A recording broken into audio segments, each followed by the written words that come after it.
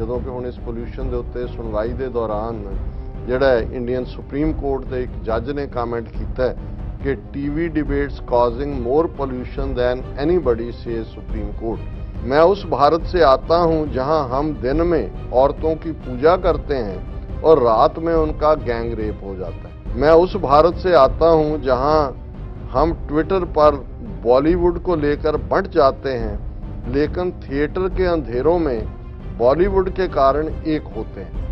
मैं एक ऐसे भारत से आता हूं जहां जर्नलिज्म खत्म हो चुकी है, मर्द पत्रकार एक दूसरे की वाहवाही कर रहे हैं। मैं उस भारत से आता हूं जहां बड़ी आबादी 30 साल से कम उम्र की है, लेकिन हम 75 साल के नेताओं के 150 साल पुराने आइडिया सुनना बंद नहीं करते। दर्शकों ब्रेक तो बाद आप सब जी आया कहते हैं। सो हुण आपां गलबात करन जा रहे हैं व्यूअर्स के दिल्ली विच एयर पोल्यूशन ने वक्त पाया हुआ है। मरीजां नाल जिहड़े हॉस्पिटल ने ਉਹ ਭਰੇ ਹੋਏ ਨੇ ਔਰ ਕੰਮਕਾਜ ਜਿਹੜਾ ਪੂਰੀ ਤਰ੍ਹਾਂ ਠੱਪ ਹੈ। ਸੋ ਭਾਰਤੀ ਸੁਪਰੀਮ ਕੋਰਟ ਵੱਲੋਂ ਇਸ ਸੰਬੰਧੀ ਕੀਤੀ ਜਾ ਰਹੀ ਸੁਣਵਾਈ ਦੌਰਾਨ ਇਹ ਟਿੱਪਣੀ ਕੀਤੀ ਗਈ ਹੈ ਕਿ ਇੱਕ ਪਾਸੇ ਹਵਾ ਗੰਦੀ ਹੈ ਪਰ ਦੂਸਰੇ ਪਾਸੇ ਟੀਵੀ ਡਿਬੇਟਸ ਵਿੱਚ ਜੋ ਪਰੋਸਿਆ ਜਾ ਰਿਹਾ ਹੈ ਉਹ ਸਮਾਜ ਵਿੱਚ 에ਅਰ ਪੋਲਿਊਸ਼ਨ ਤੋਂ ਜ਼ਿਆਦਾ ਪੋਲਿਊਟ ਕੀਤਾ ਜਾ ਰਿਹਾ ਹੈ। ਸੋ ਇਸ ਬਾਰੇ ਆਪਾਂ ਗੱਲਬਾਤ ਕਰਨ ਜਾ ਰਹੇ ਹਾਂ। ਸੋ ਅਸੀਂ ਚਾਹਾਂਗੇ ਕਿ ਤੁਸੀਂ ਸਾਡੇ ਨਾਲ ਇਸੇ ਤਰ੍ਹਾਂ ਬਣੇ ਰਹਿਣਾ। ਦੇਖਣ ਸੁਣ ਲਈ ਐਂਡ ਲਿਖਣ ਲਈ ਤੁਹਾਡਾ ਸਭ ਦਾ ਬਹੁਤ ਬਹੁਤ ਸ਼ੁਕਰੀਆ ਜੀ। ਡਾਕਟਰ ਸਾਹਿਬ ਕੀ ਕਹਿਣਾ ਚਾਹੋਗੇ? देखो असीं दिल्ली के हवाले नाल गल कीती सी कि इस वेले दिल्ली की हवा दे विच इस हद तक कार्बन कंटेंट है जिहदे लई लफज हिंदी जां पंजाबी वालियां ने पोल्यूशन दा प्रदूषण लभ्या होया, पर मैनूं लगदा है कि भी प्रदूषण कहना इन्ना औखा है जिहदे नालों पोल्यूशन कहना सौखा है। लेकिन ये 8-10 दिनों तो एकदम दिवाली तो बाद, क्योंकि इन्हां ने उहदे थल्ले बेशक उन्होंने कहा जी ग्रीन दिवाली होएगी फलाना होएगा, लेकिन ये तो सारा साल जिस किस्म का उत्थे सिस्टम है हुकूमत और लोग जिन्ने जिम्मेवार ने सानू पता ही है। पर अज हालात ये ने कि दफ्तर बंद ने, घरों काम करन दियां हदायतां, स्कूल कॉलेज बंद ने, अस्पताल भरे हुए ने और हुकूमत मुकम्मल तौर दे उत्ते फेल हुई और सुप्रीम कोर्ट ने इसका सू मोटो नोटिस लिया कि जी असी करांगे। और असी जिक्र किया सी कि भी ਹੁਣ ਤਾਂ ਸੁਪਰੀਮ ਕੋਰਟ ਨੇ ਵੀ ਜਿਹੜਾ ਉਹ ਹੱਥ ਖੜੇ ਕਰ ਦਿੱਤੇ, ਕਿਉਂਕਿ ਤੁਸੀਂ ਦੇਖੋ ਜਿਹੜਾ ਇੰਡੀਅਨ ਅਟਾਰਨੀ ਜਨਰਲ ਹੈ ਉਹ ਜਦੋਂ ਆਪਣਾ ਦੇ ਰਿਹਾ ਤੇ ਉਹ ਕਿਸਾਨਾਂ ਦੇ ਖਾਤੇ 'ਚ ਪਾ। ਹਾਲਾਂ ਇਹ ਵੀ ਫੈਕਟ ਸਾਹਮਣੇ ਆਏ ਨੇ ਕਿ ਜਿੰਨੀ ਇੱਕ ਪਰਾਲੀ ਨੂੰ ਸਾੜਨ ਦੇ ਨਾਲ ਜਿੰਨੇ ਕਿ ਪੋਲਿਊਸ਼ਨ ਦੀ ਗੱਲ ਕਰਦੇ ਨੇ ਉਹ 8% ਤੋਂ ਵੀ ਘੱਟ ਹੈ। ਦੇਖਣ ਵਾਲੀ ਗੱਲ ਇਹ ਹੈ ਕਿ 92% ਪੋਲਿਊਸ਼ਨ ਜਿਹੜੀ ਹੈ ਉਹ ਇਹਨਾਂ ਦੇ ਹੀ ਜਿਹੜਾ ਸੈਂਕੜਿਆਂ ਹੋਟਲ ਦੂਜੇ ਤੀਜੇ ਜਿਹੜੇ ਇਸਤੇਮਾਲ ਕਰਦੇ ਨੇ और गड्डियां व्हीकल कोई जिहड़ा वो कार्बन कंट्रोल जां कोई स्मोक चैक जां दूजे दी कोई लाइन ही नहीं है। और इसे तरीके दे नाल असीं जिक्र कीता सी कि होर किहड़े-किहड़े रीजन जिहड़े ने वो सारे नूं जिहड़ा वो पोल्यूट करदे ने। लेकिन एक पासे तो ये पोल्यूशन गंदी हवा चल ही रही है, पर इस तो भी खतरनाक जिहड़ी है वो नफरत दी पोल्यूशन है। और ये गल मैं नहीं कह रहा, जदों कि हुण इस पोल्यूशन दे उत्ते सुनवाई दे दौरान ਜਿਹੜਾ ਇੰਡੀਅਨ ਸੁਪਰੀਮ ਕੋਰਟ ਦੇ ਇੱਕ ਜੱਜ ਨੇ ਕਮੈਂਟ ਕੀਤਾ ਕਿ ਟੀਵੀ ਡਿਬੇਟਸ ਕਾਜ਼ਿੰਗ ਮੋਰ ਪੋਲਿਊਸ਼ਨ ਦੈਨ ਐਨੀਬਡੀ ਸੇ ਸੁਪਰੀਮ ਕੋਰਟ। ਔਰ ਉਹਦੇ 'ਚ ਜਿਹੜਾ ਸਵੇਰ ਤੋਂ ਸ਼ਾਮ ਤੱਕ ਇਹਨਾਂ ਬਾਰੇ ਮੈਂ ਅਕਸਰ ਇਹ ਕਹਿੰਦਾ ਕਿ ਵੀ 3-3 ਫੁੱਟ ਦੀਆਂ ਐਂਕਰਾਂ 6-6 ਫੁੱਟ ਉਛਲ ਰਹੀਆਂ ਹੁੰਦੀਆਂ, ਉਹ ਨਫ਼ਰਤ ਇਸ ਤੋਂ ਇਲਾਵਾ ਕੁਛ ਨਹੀਂ ਹੈ। ਉਹ ਡਿਬੇਟਸ ਦੇ ਵਿੱਚ ਵੀ ਉਸ ਕਿਸਮ ਦੇ ਹੀ ਲੋਕਾਂ ਨੂੰ ਇੱਕ ਉਹ ਵੱਡੀਆਂ ਮੁੱਛਾਂ ਵਾਲਾ सिर फिरिया कोई गौरव आर्य है, कोई फौजी बख्शी है, इस किस्म के यक्कड़ छड़ रहे होंगे ने, लेकिन नफरत नाल भरे हुए। जो तुसीं देखोगे किसान लहर दे चलते हैं, खालिस्तान की लहर, सिख कौम, सिख धर्म, उस सारे नूं और पाकिस्तान जे क्रिकेट मैच दे विच हारदे ने तो किस किस्म का उन्हां दे हत्थों पाकिस्तान तो किस किस्म की नफरत। और हुण बराबर जिहड़ा उन्हां ने एक उन्होंने हथ आया एक वीर दास स्टैंड अप कमेडियन है, बहुत इंटरनेशनल लैवल का, इतों ही इलिनॉइस चो भी पढ़िया, हार्वर्ड च भी उन्हें 1 साल लाया और अजकल वो अमरीका और कैनेडा के ट्रिप के उत्ते है। उन्हें पिछले दिनों जिहड़ा इत्थे अमरीका च अपनी उहदी प्रेजेंटेशन कैनेडी सेंटर दे विच हुई तो उहदे च उन्हें एक नज़म पढ़ी, मैं वो शेयर भी करना चाहूँगा, जिहड़ी भारत का ठीक ਇਮੇਜ ਦਿੰਦੀ ਹੈ। ਠੀਕ ਇਮੇਜ ਦਾ ਮਤਲਬ ਹੈ ਕਿ ਟਰੂ ਪਿਕਚਰ ਪ੍ਰੈਜ਼ੈਂਟ ਕਰਦੀ ਹੈ, ਬਿਲਕੁਲ ਜਿਹਨੇ ਉੱਥੇ ਹਿੰਦੂ ਤਵੀਆਂ ਨੂੰ ਇੰਨਾ ਕੁ ਰੈਟਲ ਕੀਤਾ ਹੈ ਕਿ ਅੱਜ ਸਾਰਾ ਦਿਨ, ਕੱਲ ਵੀ ਡਿਬੇਟਸ ਹੋ ਰਹੀਆਂ ਸੀ ਕਿ ਉਹਦੇ ਖਿਲਾਫ 3-4 ਥਾਵਾਂ ਤੇ ਤਾਂ ਕੇਸ ਰਜਿਸਟਰ ਕਰ ਲਿਆ ਵੀਰਦਾਸ ਦੇ। ਔਰ ਮੈਂ ਇਹ ਦੱਸਾਂ ਕਿ ਵੀ ਜਿਵੇਂ ਅਸੀਂ ਇਹ ਜ਼ਿਕਰ ਕੀਤਾ ਹੈ ਕਿ ਅਜੀਤ ਡੋਵਲ ਨੇ ਜਿਹੜਾ ਸਿਵਲ ਸੁਸਾਇਟੀ ਨੂੰ ਨੈਕਸਟ ਐਨੇਮੀ ਔਰ 4th ਜਨਰੇਸ਼ਨ ਵਾਰ ਕਿਹਾ, ਉਹਦੇ ਤੇ ਕੰਮ ਆਲਰੇਡੀ ਸ਼ੁਰੂ ਹੋਇਆ ਹੈ, ਲੇਕਿਨ ਹੁਣ ਹੋਰ ਵੀ ਤੇਜ਼ੀ ਨਾਲ ਹੋ ਰਿਹਾ ਹੈ।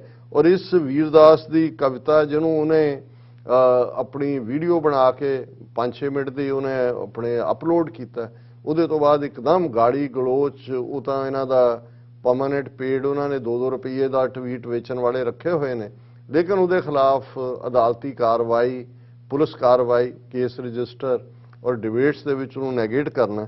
ਪਰ ਮੈਨੂੰ ਇਹ ਲੱਗਦਾ ਹੈ ਕਿ ਵੀ ਇਹ ਉਹਨੇ ਖੁੱਲੇ ਫਰੇਜ਼ ਦੇ ਵਿੱਚ ਜਿਹੜੀਆਂ ਗੱਲਾਂ ਕਹੀਆਂ, ਉਹਨੇ ਕਿਹਾ ਕਿ ਮੈਂ एक उस भारत से आता हूं जहां बच्चे एक दूसरे का हाथ भी मास्क पहनकर पकड़ते हैं, लेकिन नेता बिना मास्क एक दूसरे को गले लगाते हैं। और उन्हें ये हिपोक्रेसी एक्सपोज कर रहे हैं।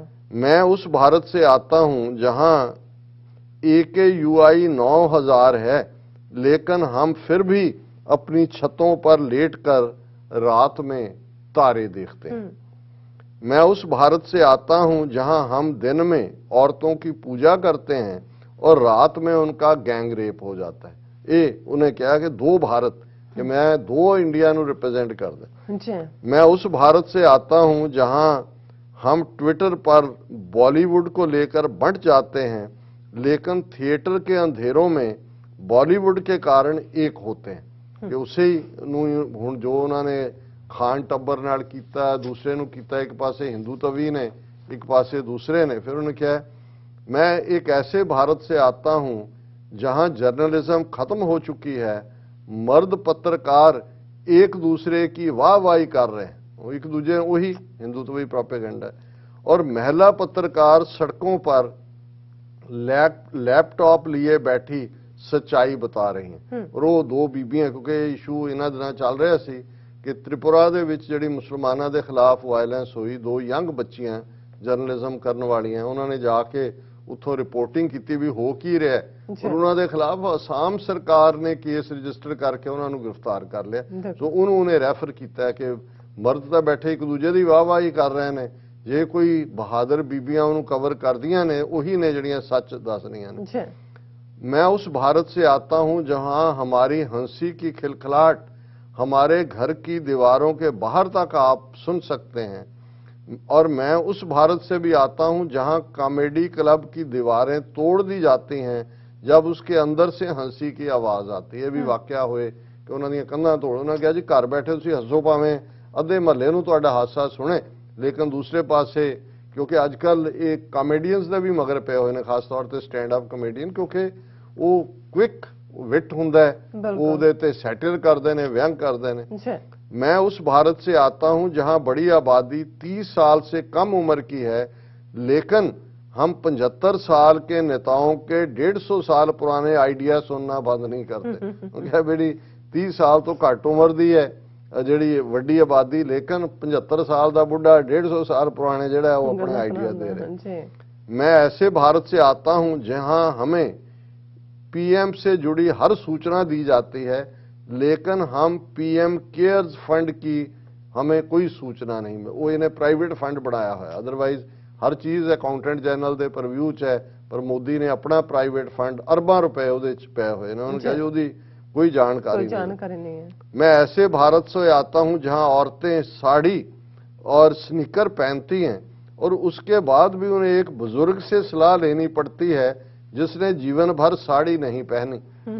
कि भाई ये डोमिनेट जिन्हों पैट्रीआर्कल सोसाइटी है कि भी एक पासे ये है और किवें उन्हां दे उत्ते कंट्रोल है। मैं उस भारत से आता हूं जहां हम शाकाहारी होने में गर्व महसूस करते हैं, लेकिन उन्हीं किसानों को कुचल देते हैं जो ये सब्जियां उगाते हैं। भी असी शाकाहारी बने हुए हैं जी, असी वेजिटेरियन है, पर तुसी उन्हां नूं गड्डियां थल्ले कुचल रहे हो ਜਿਹੜੇ ਤੁਹਾਨੂੰ सब्जियां पैदा करके देते हैं। मैं उस भारत से आता हूं जहां सैनिकों को हम पूरा समर्थन देते हैं तब तक जब तक उनकी पेंशन पर बात ना की जाए। कि ਜਿਉਂਦਿਆਂ ਤੁਸੀਂ ਉਹਨਾਂ ਨੂੰ ਜਦੋਂ ਪੈਨਸ਼ਨ ਮੰਗਦੇ ਨੇ फिर वो भी ट्रेटर उन्होंने बढ़ा देने। मैं उस भारत से आता हूं जो चुप नहीं बैठेगा, मैं उस भारत से आता हूं जो बोलेगा भी नहीं, मैं उस भारत से आता हूं जो मुझे हमें बुराइयों पर बात करने के लिए नहीं कोसेगा, जो लोग अपनी कमियों पर खुलकर बात करते हैं, जो ये देखेगा और कहेगा कॉमेडी नहीं है, जोक कहाँ है।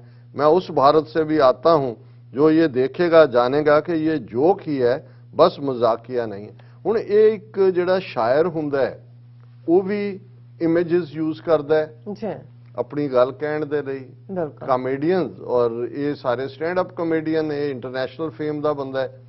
ਹੁਣ ਇਹ ਕਹਿਣ ਦੇ ਉੱਤੇ ਔਰ ਉਹਦੇ ਚ ਕੁਝ ਵੀ ਮੈਂ ਤਾਂ ਇਹਨੂੰ ਬਾਰ-ਬਾਰ ਪੜਿਆ ਕਿ ਵੀ ਇਹਦੇ ਚ ਐਸੀ ਕਿਹੜੀ ਗੱਲ ਹੈ ਜਿਹੜੀ ਉੱਥੇ ਨਹੀਂ ਵਾਪਰ ਰਹੀ, ਪਰ ਉਹ ਇਹ ਕਹਿ ਰਹੇ ਨੇ ਜੀ ਇਹ ਭਾਰਤ का इमेज ਬਾਹਰ ਜਾ ਕੇ ਖਰਾਬ ਕਰ ਰਿਹਾ ਹੈ। ਉੱਥੇ ਤੁਸੀਂ ਵੈਸੇ ਨਹੀਂ ਬੋਲਣ ਦਿੰਦੇ ਕਿ ਵੀ ਤੁਸੀਂ ਸੈਡੀਸ਼ਨ ਦੇਸ਼ ਧਰੋਹ ਲਾਉਂਦੇ ਹੋ, ਜੇ ਬਾਹਰ ਆ ਕੇ ਕੋਈ ਗੱਲ ਕਰਦਾ ਤਾਂ ਉਹਨੂੰ ਉਹਨਾਂ ਨੇ ਟਾਰਗੇਟ ਕੀਤਾ ਹੋਇਆ ਹੈ।